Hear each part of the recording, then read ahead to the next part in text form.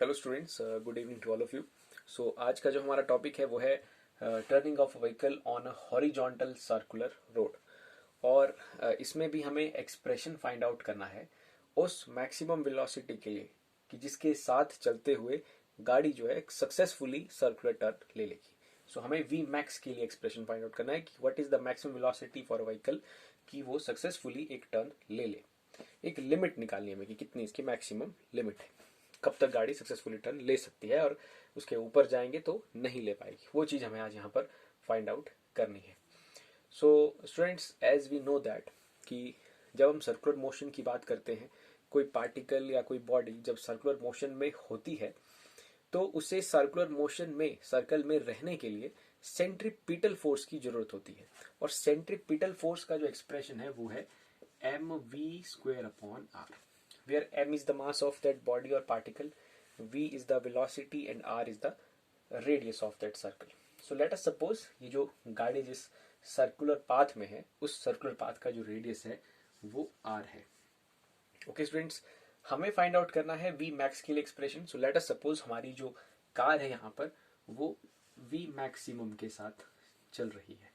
Okay, so we know that कि circle में रहने के लिए सेंट्रीपिटल फोर्स की जरूरत होती है। तो मैं एक एग्जांपल लेता हूँ, जैसे अगर हम किसी रस्सी से किसी वायर के साथ किसी स्ट्रिंग के साथ जो है एक पत्थर बांधे और उसको एक हॉरिजॉन्टल सर्कल में घुमाएं, तो उस सर्कल में घूमने के लिए उस पत्थर को चाहिए सेंट्रीपिटल फोर्स।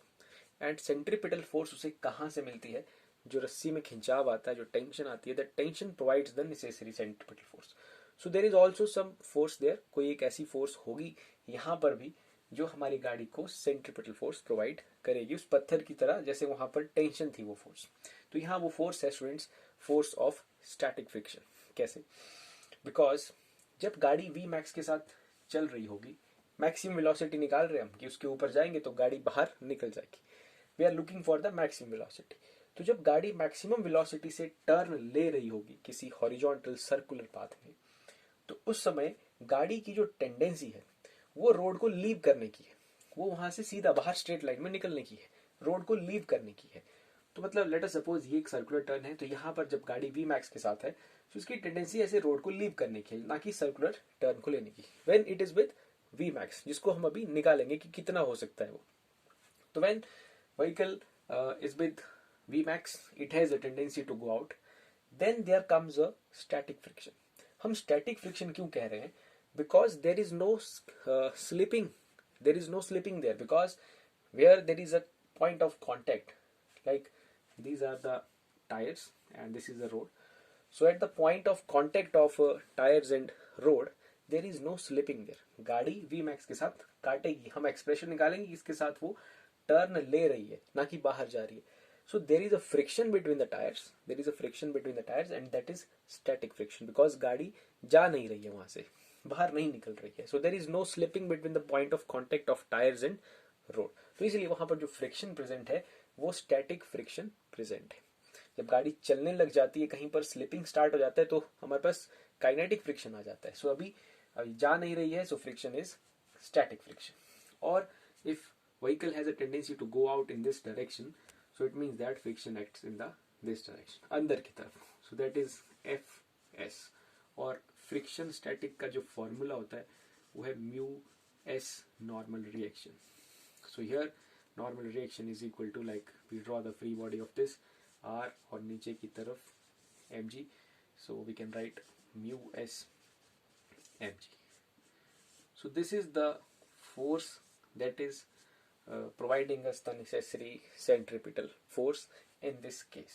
ये towards the center है, रेडियल डायरेक्शन में है, सो ये जो है हमें नेसेसरी सेंट्रीपिटल फोर्स यहाँ पर प्रोवाइड करेगा। और नेसेसरी सेंट्रीपिटल फोर्स का एक्सप्रेशन ये होता है।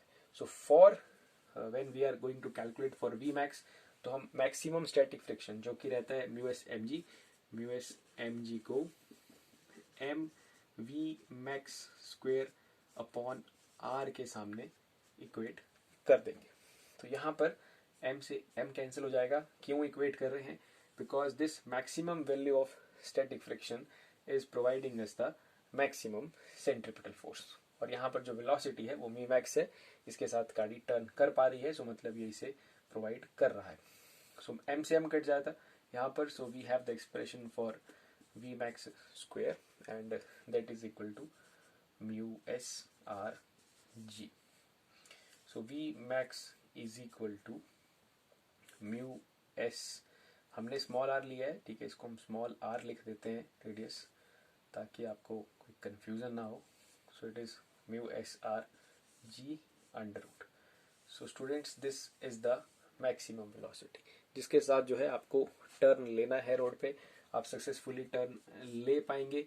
अगर आप इस वेलोसिटी से ज़्यादा वेलोसिटी से हैं उस सर्कुलर टर्न पे जिसका रेडियस आर है और जहाँ coefficient of static friction mu S है, तो आप वो टर्न नहीं ले पाएंगे। So this is the maximum velocity with which a vehicle can take a successful turn on that circular horizontal track. और अगर मान लीजिए वहां पर फ्रिक्शन नहीं प्रेजेंट है, लाइक आप एक बर्फ वाले रोड पे हैं जहाँ पर बर्फ है और वहां पर फ्रिक्शन नहीं प्रेजेंट है, और maybe the very minimum और less friction there, so if you are going with this speed or this velocity, you are not capable to take a turn because on that circular horizontal track that fs is providing you the necessary centripetal force. I hope आपको ये समझ आया होगा। इसमें एक important बात क्या है कि ये मास के ऊपर डिपेंडेंस नहीं है, मतलब हाईवे पे अलग अलग गाड़ियों के लिए अलग अलग से स्पीड लिमिट का बोर्ड नहीं लगा होगा, बिकॉज दिस वी मैक्स के लिए वी मैक्स का जो एक्सप्रेशन है वहां पर मास के ऊपर किसी भी तरह का कोई डिपेंडेंस नहीं है। सो this is the expression for turning of vehicle on a horizontal circular road. Thank you very much.